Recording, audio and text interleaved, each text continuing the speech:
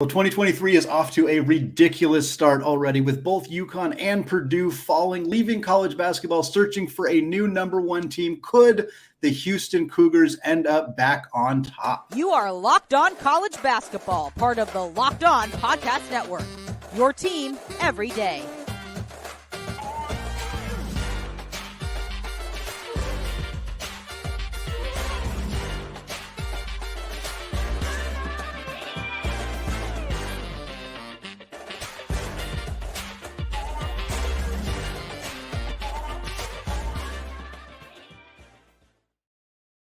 What is up? Welcome to the Locked On College Basketball Podcast, the only daily national hoop show part of the Locked On Podcast Network. I am your host, Andy Patton, and another number one team has taken a tumble as we record this just minutes after the Purdue Boilermakers fall at home to the Rutgers Scarlet Knights, 65-64.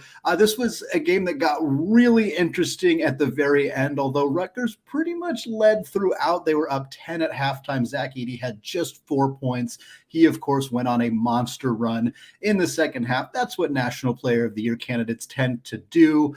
Purdue took a lead. Fletcher Lawyer go-ahead three with just under a minute to play. It looked like they were going to escape with a narrow victory in Big Ten play. But then Cam Spencer, pulling off his best Ron Harper Jr. impression, went ahead and hit a game-winning go-ahead three with under 40 seconds to go for the Scarlet Knights. And now we're looking at another situation where we have one undefeated remaining team in the country, and with no disrespect to Richard Pitino and the New Mexico Lobos, they're not really in contention to be the number one team in the country. So we're going to have a one-loss team taking over the mantle as number one next Monday. Purdue is still in that conversation even after a home loss here to Rutgers. UConn is still in that conversation after losing to Xavier. And then another team right in that conversation is, of course, the team that's been number one for the majority of the season. That is the Houston Cougars. Parker Ainsworth, the host of Locked On Cougs, is here with me today. Parker, I know that the Purdue, UConn, Houston, Arizona, all these teams have been kind of competing for the number one spot. It sure looks to me, at least, and anybody else looking at which of these teams' losses, what is the best or worst loss? The loss to Alabama certainly is not the worst loss you could have here. What do you think about where this team is right now, especially after this Purdue loss? Well, I'm honest. If I'm being honest, I guess the rankings coming out Monday midday kind of throw. If they came out Tuesday midday, I think we'd answer our own question very shortly. Crazy how those kinds of things work. No, I mean, obviously, if you're looking at things that are not the AP poll, the Kin Palms or the net ratings or the whatever, Houston's maintained the top seed in that kind of across the board, even with their one loss to Alabama. I think that's how strong of a loss that was. And we'll get into it, I'm sure, more. But there were moments in that Alabama game where Houston was up by as many as 15 points, right? And so you could almost argue that they're a 5 or 6 minute spurt away from being undefeated. And I think that's probably what the argument would be in the AP poll if it were to come out on Tuesday afternoon. So I'm feeling fairly confident that if all things go well with SMU and whatever the rest of the week, that Houston should be right back on top next week. Yeah, I think there's a really good argument for them to be number one, and not just quality of loss. I mean, really, you'd look at UConn. UConn's quality loss here. Xavier's a very, very good team. They're not quite as good of a team as Alabama, but that's not a bad loss at all. Now, Purdue, this loss is worse, especially at home. Losing at home, Rutgers isn't as bad as they have been historically, but that's still a really rough home loss to take for Purdue. And I think what's interesting is I like kind of seeing how these teams, if you're contending to be the number one team in the country, you have to bounce back well from losses.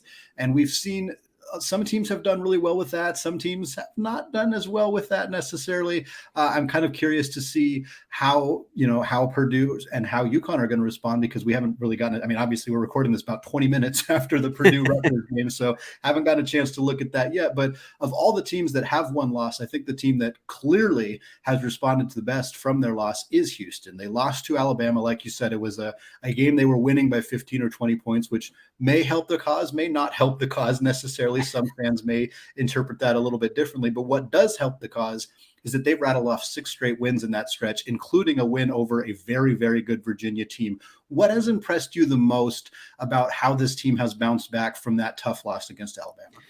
Well, I noticed you mentioned Virginia, not the 38-point win against North Carolina A&T right before.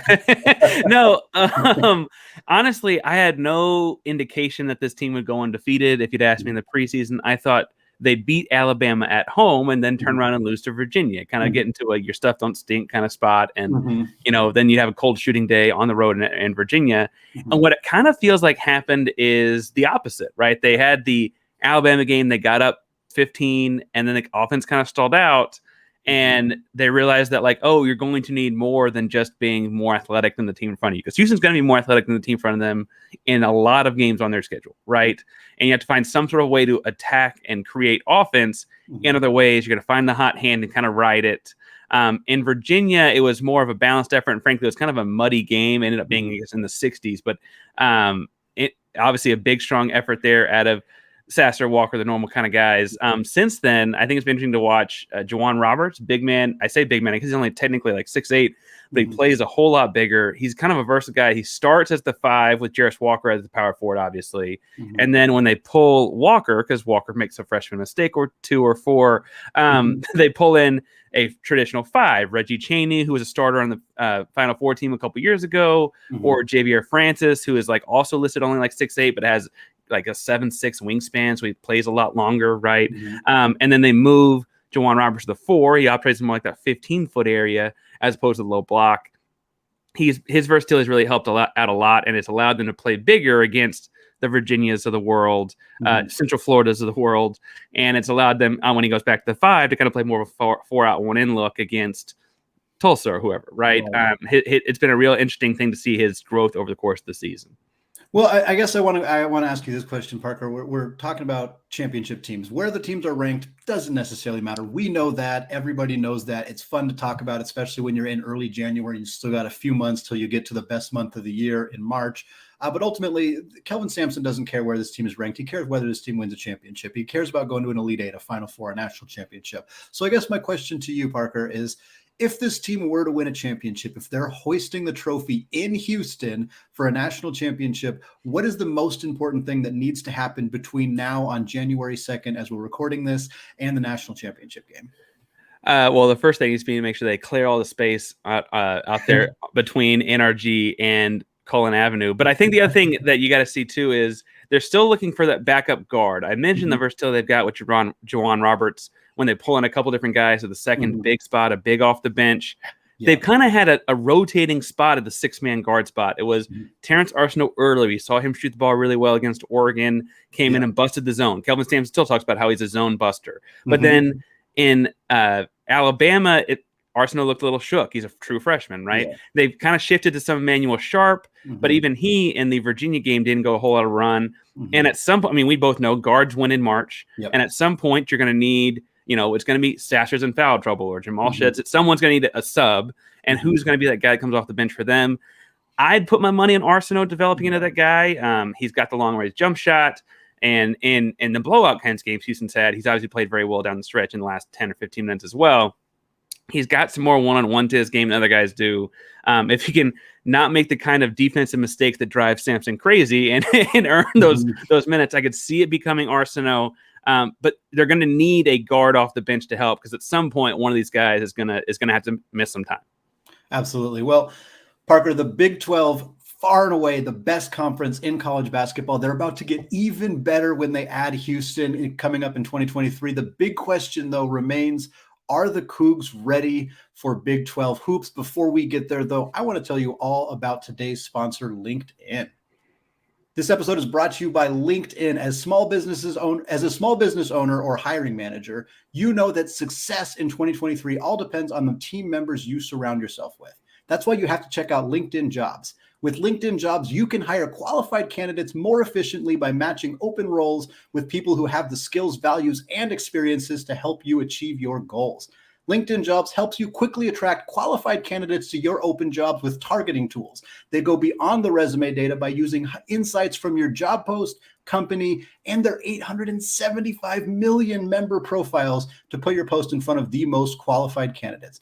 LinkedIn Jobs helps you find the qualified candidates that you want to talk to faster and for free. Post your job for free at linkedin.com/lockedoncollege. That is linkedin.com/lockedoncollege to post your job for free. Terms and conditions apply. All right, segment 2, still Andy Patton, still Locked On College Basketball. And for your second listen today, check out the Locked On Sports Today podcast. From the games that matter the most to the biggest stories in sports, go beyond the scoreboard and behind the scenes with local experts and insights that only Locked On can provide. Locked On Sports Today, available on YouTube, this app, and wherever you get your podcasts. Well, Parker, my co-host Isaac Shade and I were talking on Monday about the ridiculous gauntlet that is the Big 12 this year. We had the realization that, hey, they already have 10 teams in the top 50 in KenPom. And guess what? They're adding the Houston Cougars, the potential number 1 team in the country come Monday, at the very least, a top 5 team, a very, very legitimate program. And I don't know if you could possibly find a way to make a great conference even greater than adding a team like Houston. And really what I wanted to talk to you about, Parker, is just it feels like Houston is at a really good spot to make this move right now. And with no disrespect to my friend and colleague, Jake Hatch, the host of the Locked On BYU podcast, they're not necessarily moving into the Big 12 with as much momentum as the other Cougars school that is heading into the Big 12. It feels like this is a really good time for Houston to make this move. What are your kind of initial thoughts on what this basketball conference is going to look like with Houston in it next year? Well, I would add, they're called the Big 12, but when you say 10 teams are in the top 50, that's the whole conference. That's everyone. I think what's funny here is, conference alignment typically has to do with football and money, and I think Houston brings certain things in that aspect to the Big 12, right? The city of Houston itself is kind of the recruiting bed already, and those kinds of things, and da-da-da-da. In basketball sense, the Big 12 is about to be, if it's not already, the best conference in basketball. The only argument against it would be depth. And so they're adding 4 teams, and one of them, again, is hoping to win the national championship this year. Right. Houston, I think, as far as like a selfish Houston perspective on it, is hoping that it kind of gives them some wiggle room. And I say to say that, like, there was real concern in Houston after the Alabama loss. It was like, we're going to turn around and lose Virginia, and we're going to end up with a 3 seed in the tournament because we lost 2 games, but they're only 2 games anyone cares about, right? Because people don't necessarily weigh that trip to Memphis, or especially Memphis just lost over the weekend, or that trip to Central Florida, even though they got a potential lottery pick until you don't weigh those games as much. And so if you drop those pre-conference games, that can be a real big deal if you're a Houston team. Whereas now you can continue to schedule those because they're going to get you ready for Big 12 play, and if you lose to Alabama and Virginia in the pre-conference play, you can make it up by beating a few top 50 teams very, very quickly because you get home and home with several of them, right? It is shorter road trips than it is to go to Cincinnati, right? I think Austin to Waco, or Houston to Austin, or Houston to Waco would be like more like a 3-hour bus ride as opposed to like a 4-hour flight. I think on the whole, it makes a lot of geographic sense, obviously, but it's a very, very strong basketball conference. And frankly, like you said, it's got the, last year's national champion was Kansas. The year before was Baylor. The year before was COVID, but you could argue it was Kansas or whatever, maybe Baylor then. And then the year before that, you had Texas Tech playing Virginia. Like Houston is trying to fit in with the elite of the elite and has made their own Final Four run in that window. So we'll see how it shapes out in the next few years. Yeah, no, it's funny. I mean, most people listening know that I'm a Gonzaga person, and as a Gonzaga person, like, you can totally understand why, like, that fear that you mentioned of like, hey, we can't lose. And Gonzaga has thankfully kind of worked their way out of being in that fear. But even this year, like, they lost a couple of non-conference games, and there's some, and the WCC is not as good this year as it was even last year. And it's like, Gonzaga's probably going to be fine because they also picked up a win over Alabama. They picked up a win over Kentucky, picked up a win over Michigan State. But the only reason that they have 3 big wins and 3 losses is because Mark Few went out and scheduled the most difficult non-conference schedule that he possibly could. And the only reason he could do that is because he spent 15 years not getting the opportunity to schedule those games. They tried and they tried and they tried, and those teams wouldn't do it. Even now, John Calipari still refused to come to the McCarthy Athletic Center and play a true road game. The teams do not want to play. Houston definitely felt a lot of that, continues to feel that for this year. I'm sure they went out and scheduled the toughest schedule that they could, and they got fantastically lucky that, Alabama, Virginia were up at the top, top 10, top 15 teams. I'm sure they were expecting Oregon to be a little bit better than they were. That would have been a nice non-conference game, except that Oregon has been a little bit disappointing. But you're still looking at a team that these mid-major teams just don't have wiggle room. You're absolutely right. You nailed it. And for this, like, they can schedule whoever the heck they want in the non-conference. I'm sure they'll still schedule some marquee games, but they don't even need to. When you're in the Big 12, you just don't even need to. You get Baylor twice, you get Tech twice, you get Kansas twice, you get TCU. I mean, it's just a ludicrous gauntlet of games that they get to play. And I think the Big 12 is absolutely positioning themselves to be the marquee basketball conference. We know they've had some at least general conversations with Gonzaga. They have obviously looked at adding some other programs as well. And clearly this move has a lot to do with football and money, like you said, but it's got a lot to do with basketball too. And I think that Houston's going to put themselves in a position where they can lose 6, 7, 8 games in a year and still end up getting a top 3 seed. And that's a fun place to be.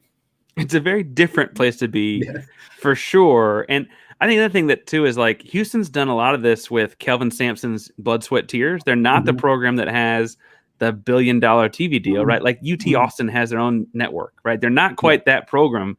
And instead they've been doing this with like the Kyler Edwardses and the Tajay Moores of the world, who are great college basketball players. But you know, if they were going to be one and dones like Anthony Davis at Kentucky, they probably would have wanted a bigger weight room or better locker room or whatever. They're now bringing in the TV money to build those kinds of things. Cause I know they got Jarris Walker right now, but that's the outlier for what Houston has been doing this with. We don't typically get the Jarris Walkers of the world. We typically get the Marcus Sasters, a 4-year college guy. Well, I think that's an absolutely great point about the recruiting and how much it could just potentially tick up. The football money is going to come rolling in. The Big 12 money is going to come rolling in, and you can put that money towards obviously upgrades on the football side, but you can do upgrades on the basketball side too, upgrade to the weight rooms, all that stuff. And you can just see how it's going to be a really dynamic move for a program that hasn't needed a ton of help, obviously. But again, giving yourself a little less wiggle room always hurts. And I think another fun element of this too is just being in a conference that makes more sense geographically. Again, I'll use Gonzaga as an example because of my history and fandom there, but like moves that make sense for Gonzaga in terms of money, in terms of prestige, in terms of all that, don't make a lot of sense geographically. For Houston, this ended up working out in both ways. And I think that's it just seems like such a perfect fit on paper for this program, because now they get these in-state rivalries. They get to play Baylor and TCU and Tech twice a year. I'm curious from your perspective and from the perspective of Houston fans, like if there are any regional or in now soon to be in conference rivalry games that you're kind of expecting to really kind of tick up and be a really dynamic part of Houston's future now that they're joining the Big 12. Well, the first year, Kelvin Sampson and his ties to Oklahoma, the first year we hope, getting Oklahoma in Houston would be pretty cool. Yes, absolutely. I'd be interested to see what they do for him going there too. So I guess just getting to play Oklahoma would be cool, but that's really a 1-year question. After that, I'm really a fan of what Mark Adams is building at Tech, especially after they saw Chris Beard leave, right? And they're keeping it going. And then frankly, like we talk about Houston building their program over the last 8 or 9 years, Baylor kind of did the same thing, right? And so Baylor could I see being a very competitive, like not a whole lot of history and legacy, frankly, less history and legacy at Baylor than Houston. And both kind of finding themselves on the national stage in the last 5 years.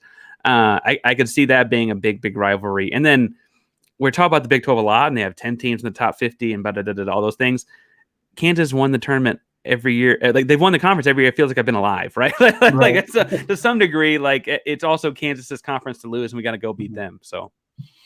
Well, Parker, thank you so much for coming on the show, for taking the time to talk about Houston, talk about this new number 1 as we've seen this Purdue team fall. I always appreciate your insight into the Cougs. Thanks for having me on, Andy. All right, it is the new year, and we are closing out the show, giving some New Year's resolutions for 4 college basketball teams now that 2023 is here, right after this. All right, segment 3, Andy Patton here, still the Locked On College Basketball Podcast, and happy 2023 to everybody out there. We are discussing some New Year's resolutions here that I would give to 4 different teams in college basketball based on what happened throughout the 2022 season. We're taking some of the most common New Year's resolutions and applying them to 4 different teams. We're going to start looking at the Kentucky Wildcats, and one of the most common resolutions to communicate better. For those of you who may have missed this story, Kentucky forward Oscar Tshiebwe, of course, a National Player of the Year frontrunner, he has discussed that this team is having some communication issues and actually kind of pinned it on his coach, John Calipari, saying it in a very polite way. But he basically indicated that this team and these players aren't really responding well to the way that Coach Cal coaches, saying that he needs to be a little bit more positive, a little less negative, that's not really engaging the way that these players respond. And quite frankly, Coach Calipari should know that. And I think that every team is different. Every set of players is different. And as a guy who's coached for many, many, many years, coached at many different levels at college and at the NBA level, you have to be able to adjust to what your players need or want. At the end of the day, if you have a team full of players who you don't think responds well to the way that you coach, you can continue to try to coach them the way that you coach, but it's not going to, the results aren't going to be there. And ultimately, as much as Calipari may think, he hasn't said this, but may think, oh, these guys should respond to the way I'm coaching. What's their problem? Blah, blah, blah. You have to adjust. It is your job as a coach to adjust. Just like if you're teaching a class and every single student is failing the test, that does not mean that all of your students are dumb. It means that you are not teaching correctly. Similar situation here. If you are coaching and your team is not winning, they're not meeting expectations. And to be clear, Kentucky, they're still 14th in KenPom as we're having this conversation. This is not some horrific basketball team. It's not Louisville, who we'll talk about momentarily, but they still haven't met expectations. Didn't meet expectations last year when they fell to a 15 seed in the NCAA tournament, have continued to not meet expectations. When your best player, when one of the best players in school history is saying to the media, hey, we're not responding well to the way that Coach Calipari is coaching us, you need to make an adjustment. Calipari has blamed himself, which I'll give him credit for. He has also blamed his players. He has also blamed the fans. So he has been a little inconsistent in who he is kind of assigning blame to for this season so far. By and large, though, this team is having a serious communication issue. And in the spirit of New Year's resolutions, finding a way to communicate better is the best way for this team to reach any level of satisfactory conclusion at the end of the year. Next up, Georgetown Hoyas. It's 2023, and it's time for Georgetown to let go of the past. Specifically, letting go of the past in this case means letting go of head coach Patrick Ewing. Look, Patrick Ewing is an integral figure in not just Georgetown's history, but frankly in the history of the Big East. He is a monumental figure in college basketball. His presence at Georgetown in the early 80s helped bring them onto the map, helped bring John Thompson to national glory, to fame. It was a monumental moment in the sport of college basketball. But that was over 30 years ago. In fact, it was closer to 40 years ago. And it's not time for the Big East has tried this before. Chris Mullen did not work out as a head coach, and Georgetown is trying the same thing. And look, it just doesn't always work. We've seen a lot of programs attempt to bring back former players, have them be head coaches. And it doesn't work. Or it doesn't not work every time, but it doesn't work a lot of the time either. And here, I mean, we're talking about a team that's 24 straight Big East losses. They got absolutely trounced by Butler in their most recent game, 80-51. Butler is not Creighton or Villanova. They're not UConn. This is one of the worst teams in the Big East, and they laid an absolute smackdown on the Hoyas. Georgetown also already has a loss to DePaul. Those are probably the two most likely victories that they were going to pick up in the Big East. For them to be 0-2 in those two contests so far, it's time to move on. It's time for Georgetown to find a new coach. There are plenty of options out there. Maybe they can poach somebody else, another prominent coach, maybe Rick Pitino. Maybe they could try to get Ed Cooley from Providence, although I don't know if that will be a good sell necessarily. But there are options out there that are not what they're currently running with. And it's so clear that it's time for both sides. It's time for Ewing to stop tarnishing his legacy, quite frankly. It's time for Georgetown to go find somebody else to lead this program, because it's not good for college basketball to see the Hoyas in this situation that they've been in for the last couple of years.